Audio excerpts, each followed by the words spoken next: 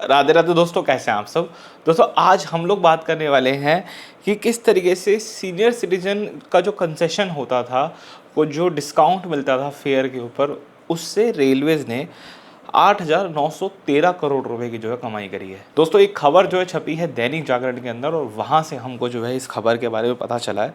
पहले उस आर्टिकल को देखते हैं और फिर मैं आगे आपसे बात करता हूँ। तो जैसा आप अपनी स्क्रीन पे देख सकते हैं, बुजुर्गों के टिकट की सब्सिडी रोककर रेलवे ने कमाए 8,913 करोड़ रुपए। मैं आपको दोस्तों बताना चाहूँगा कि कोविड से पहले तक कोई भी मेल पर्सन यदि 60 से ऊपर है और फीमेल पर्सन यदि 58 से ऊपर है, तो उनको जो है यहाँ पे सीनियर सिटीजन मानते हुए यहाँ पे कंसेशन दिया जाता था। ठीक है, और मेल्स के लिए यहाँ पे 40% और फीमेल के लिए यहाँ पे 50% का जो है कंसेशन देते थे। अब 2 मिनट के लिए आप यहाँ देख लीजिए, मैं आपको एक चीज़ समझा देता हूँ। सीनियर सिटीजन कोटा होता है एक, जिसके अंदर 2 चीज़ होती है, सीनियर सिटीजन का कंसेशन और उनकी रिजर्वेशन। ठीक है, रेलवेज ने करा क्या कि रेलवेज ने इस चीज़ को बंद कर दिया। ठीक है, इस डिस्काउंट इन फेयर जो कंसेशन था उसको बंद कर दिया, रिजर्वेशन को अब भी चालू रखा। मतलब कि ट्रेन के अंदर कुछ सीटें जो हैं उनके लिए रिजर्व रहेंगी वो वाले केस में। ठीक है, तो यहाँ पे आप जो है सारी इन्फॉर्मेशन पढ़ सकते हैं, जहाँ पे ये बताया गया है। मैंने थोड़ा सा इसको यहाँ पे हाईलाइट भी किया हुआ है कि वरिष्ठ नागरिकों की रियायतों को बंद करने के कारण 9,013 करोड़ रुपए अतिरिक्त राशि का भुगतान करके यात्रा करी। मतलब सीनियर सिटीजन ने इस तरीके से जो है यात्रा करी। देखो मेरा ये कहीं ना कहीं मानना है कि क्योंकि रेलवेज बहुत सारे काम सोशल ऑब्लिगेशन के अंदर करता है, मतलब समाज के लिए करता है, और उसके अंदर ये रियायत रखना कोई बहुत बड़ी चीज़ थी नहीं। ठीक है, लेकिन ऑन द अदर हैंड जब हम रेलवे के एंड पे देखते हैं इन चीज़ों को, तो कलेक्टिवली नंबर बहुत बड़े लगते हैं। अब कलेक्टिवली देखो कि लगभग 9,000 करोड़ रुपए की यहाँ पे रेलवे ने बचत कर ली, अगर हम रेलवे के एंगल पे सोचें। ठीक है, तो हमेशा इस चीज़ को सोचते वक्त, हमेशा इस चीज़ के बारे में पढ़ते वक्त मेरे दिमाग में एक ख्याल एक ज़रूर आता है कि कोई भी ऑफिसर या कोई भी इंसान इतना कैसे सोच पाता है, या उसके सामने ऐसा कौन सा डेटा प्रेजेंट हो जाता है जो ये ऐसे डिसीजन फॉर्म कर पाता है कि भाई हम सीनियर सिटीजन का कंसेशन बंद कर देते हैं। समझ रहे हो वो चीज़ कैसे होती है, हम उसको भी इस वीडियो में जो है कहीं ना कहीं कंसिडर करने की कोशिश करेंगे। ठीक है, तो इधर समझते हैं। एक चीज़ सुनी होगी आपने ऑपरेटिंग रेशियो के बारे में रेलवे को लेकर के। ठीक है, कि रेलवे का ऑपरेटिंग रेशियो इतना है, रेलवे का ऑपरेटिंग रेशियो इतना है।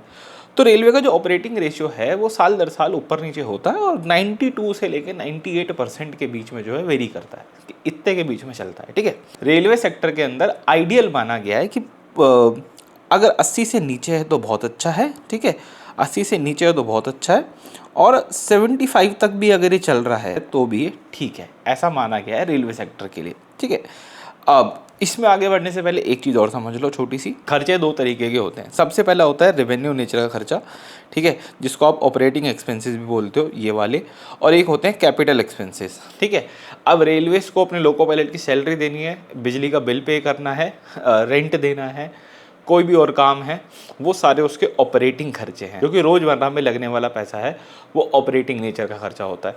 कैपिटल नेचर का खर्चा क्या होता है, कोई भी स्टेशन का रीडेवलपमेंट करना है, नए कोचेज़ खरीदने हैं, नए लोकोमोटिव्स खरीदने हैं, पटरियाँ बिछानी है, समझ रहे हो, इलेक्ट्रिफिकेशन करना है, ये सारा कैपिटल एक्सपेंसेस है। तो ये 2 तरीके के एक्सपेंसेस होते हैं।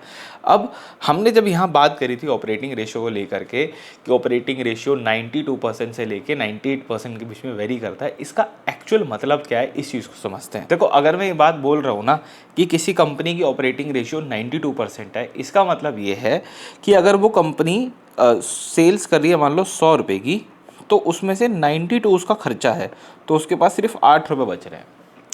सिर्फ 8 रुपये की कमाई कर रही है वो 100 रुपये के ऊपर। ठीक है, तो अगर यहाँ पे मैं ऑपरेटिंग रेशियो को मान लो 98% लिख देता हूँ, तो आप समझ गए कि 100 रुपये उसने सामान बेचा, उसके उस 100 रुपये के सामान को बेचने के लिए उसने 98 रुपये खर्च कर दिए। समझ गए। तब दोस्तों आप कहोगे कि यार रेलवे तो बड़ा महंगा सौदा है। हाँ, एक्चुअली में रेलवे ट्रांसपोर्ट सच में बहुत कॉस्टली अफेयर है। ठीक है, तो अब आप समझ गए कि 98% ऑपरेटिंग रेशियो से क्या होगा कि वो रेलवे जितना कमा रहा है उसका 98% का, समटाइम्स 95% जो है उसका उस ऑपरेशंस को करने में खर्च हो जाता है। ठीक है, ट्रेन को चलाने में ही उसका जो है 100 रुपये कमाया तो 95 रुपये खर्च हो गया। अब एक बात सोचो, 2 मिनट के लिए आप ऐसा समझो कि रेलवे के जितना भी डेवलपमेंट के लिए पैसा आता है वो तो सेंटर से बजट अलॉट होकर के आता है। अगर वो ना आए और रेलवे एक इंडिपेंडेंट कंपनी है कोई, तो ऐसे में अगर किसी कंपनी का ऑपरेटिंग रेशियो 98% है, 95% है, तो वो डेवलपमेंट कैसे करेगी? समझ रहे हो? अगर सारा रेवेन्यू ऑपरेशंस में ही फिनिश हो जाता है तो सरप्लस कुछ बचा ही नहीं, ठीक है ना। मेरे पास कुछ भी सरप्लस नहीं है, मेरे पास डेवलपमेंट के लिए कुछ नहीं बचेगा। लगातार पॉपुलेशन इंक्रीज हो रही है, कैपेसिटी बढ़ानी है उनके लिए, तो मैं पैसा कहाँ से लाऊंगा?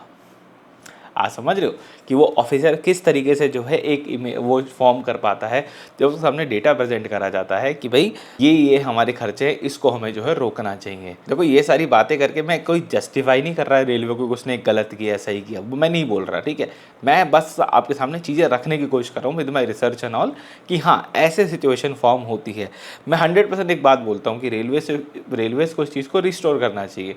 और अगर वो उसको ये लगता है कि हाँ वो डिस्काउंट बहुत ज़्यादा दे रहा था तो एटलीस्ट थोड़ा डिस्काउंट कम कर दे, लेकिन इस चीज़ को वापसी रिस्टोर करे, क्योंकि वो एक कहीं ना कहीं जो है बहुत इंपॉर्टेंट चीज़ हो जाती है, ठीक है। अब देखो मान लो अब आप रेलवेज के किसी अच्छे पद के ऊपर बैठे हुए हो और आपके सामने ये चैलेंज आ रहा है कि भाई ये जो 95% ऑपरेटिंग रेशियो है इसे कम करना है किसी भी तरीके से, या ये 100 क्रॉस कर रही है, इसको आपको कम करना है। ऐसा समझ लो कि 100 क्रॉस कर रही है, इसको आपको कम करना है। तो आप क्या करना शुरू करोगे? आप कॉस्ट कटिंग करना शुरू करोगे। चीज़ें कॉस्ट कटिंग करते हैं। आप लोगों ने कई बार देखा है ना रेलवे में, आज कुछ सालों से हमें देखने को मिल रहा है कि बहुत जगहों पे कॉस्ट कटिंग हो रही है, बहुत जगहों पे कॉस्ट कटिंग हो रही है। This is the reason behind that. ये उसके पीछे कारण है कि ऑपरेटिंग रेशियो को जो है कम करना है। अच्छा, इतना ध्यान क्यों दिया जा रहा है इस ऑपरेटिंग रेशियो के चक्कर में? क्या होगा इससे? क्योंकि डेवलपमेंट का पैसा तो सरकार दे ही रही है, वहाँ से जो सेंटर से तो फंड एलोकेट हर साल हो ही जाते हैं, तो वाई सो क्यों करना है? ज़रा ध्यान से समझ के देखो। मान लो 98% की ऑपरेटिंग रेशियो है जिस पे हमने पहले बात करी, तो 100 रुपये की आपने सेल करी, ठीक है। 98 आपकी उसके ऊपर कॉस्ट आ गई, बचे कितने? 2 रुपये। ये आपने बचाए, यही मैं आपको समझा रहा हूँ देर से, ठीक है। लेकिन ज़रा समझो, इस ऑपरेटिंग रेशियो को मैनेज करेगी, इस एफिशिएंसी को मैनेज करके अगर सिनेरियो कुछ ऐसा हो कि 100 रुपये की आपने सेल करी, 100 रुपये की आपने सेल करी, उसमें 70 रुपये आपकी कॉस्ट आई और 30 रुपीज़ आपको प्रॉफिट हो गया। अगर सिनेरियो ये हो तो ये जो 30 रुपीज़ हैं ये स्ट्रेट अवे डेवलपमेंट में लगेंगे, ये स्ट्रेट अवे डेवलपमेंट में जाएगा, ठीक है। कैपेसिटी इंक्रीज़ करने में जाएगा, जिससे होगा क्या? ये जो एक्स्ट्रा 30 रुपये है, वो जो टैक्स पेयर मनी लग रहा है ना, वो जो टैक्स पेयर मनी लग रहा है ना हर साल 30 रुपये से, वो बचेगा। इससे आपकी मेरी पॉकेट पे फ़र्क पड़ेगा, समझ गए? इससे आपकी मेरी पॉकेट पे फ़र्क पड़ेगा, आपका मेरा कम पैसा लगेगा, जो कि अल्टीमेटली इन्फ्लेशन के अंदर हेल्प करेगा, इन्फ्लेशन रोकेगा। आप समझ गए? आप समझ रहे हो कि मैं इतना ज़्यादा क्यों बोलता रहता हूँ टिकट ले लो, टिकट ले लो, टिकट ले लो? This is the calculation behind that. इतनी सारी चीज़ें आपस में लिंक्ड हैं, इसलिए मैं आपसे बार बार जो है बातें करते रहता हूँ, ठीक है। आप में से जिसको ये समझ में आया प्लीज़ कमेंट में बताना, जिनको नहीं आया वो भी बताना, कभी को और दोबारा डिस्कस करने की कोशिश करूँगा, ठीक है। तो ये सारी चीज़ें होती हैं एक ऐसी कॉस्ट कटिंग के चक्कर में, और ये बस एक सिंगल एस्पेक्ट है उस कॉस्ट कटिंग वाली लाइन का, ये एक सिंगल एस्पेक्ट है जो कि हमने कोविड में याद है देखा था कि लोकल ट्रेनें बंद हो गई हैं और टिकट प्राइस इंक्रीज़ हो गए हैं, प्लेटफॉर्म टिकट 50 रुपये हो गया है, और भी हमने बहुत सारी चीज़ें देखी उस टाइम में होते हुए। तो वो कॉस्ट कटिंग किस लिए की गई थी? क्योंकि आपका ऑपरेटिंग रेशियो सडनली शूट कर गया था और उसको कहीं ना कहीं कंट्रोल करना था। और आज भी 95% 96% के अंदर ही जो है ये ऑपरेटिंग रेशियो चल रहा है, इसको कंट्रोल करना बहुत ज़रूरी है। और वो कंट्रोल कैसे होगा? 2 ही तरीके हैं, या तो कॉस्ट घटा दो या फिर रेवेन्यू बढ़ा लो। मतलब कि या तो अपनी लागत को कम कर लो या अपनी आमदनी को बढ़ा लो। अब रेलवे इसके ऊपर क्या मुद्दे पे ऑप्ट करता है, ये तो रेलवे की अपनी सोच है, उसकी अपनी पसंद है। लेकिन अगर उसको डेवलपमेंट करना है, यदि उसको एक अच्छा इंडिपेंडेंट प्रॉफिटेबल ऑर्गेनाइजेशन की तरफ जाना है, तो उसको अपने ओपेक्स को घटाना पड़ेगा। अब इस मुद्दे पे आप में से कुछ लोग ये बोल सकते हो कि रेलवेज़ को प्रॉफिटेबल होना ही क्यों है। तो यहाँ पे फिर वही वाली बात निकल के सामने आ जाएगी, टैक्स पेयर मनी वाली, कि कोई भी ऑर्गेनाइजेशन हो, कुछ भी हो, अगर वो इंडिपेंडेंट बन जाती है, जितनी जल्दी और जितना कम वो टैक्स पेयर मनी को यूज़ करती है फॉर इट्स ओन डेवलपमेंट, उतना ही देश के लिए अच्छा है, ठीक है। मैं उम्मीद करता हूँ मेरी बात कहीं ना कहीं आपको समझ में आई होगी, और मुझे कहीं ना कहीं ये भी उम्मीद है कि कुछ को नहीं आई होगी। लेकिन जो भी हो प्लीज़ कमेंट में बताइएगा, और इस वीडियो में दोस्तों इतना ही रखते हैं।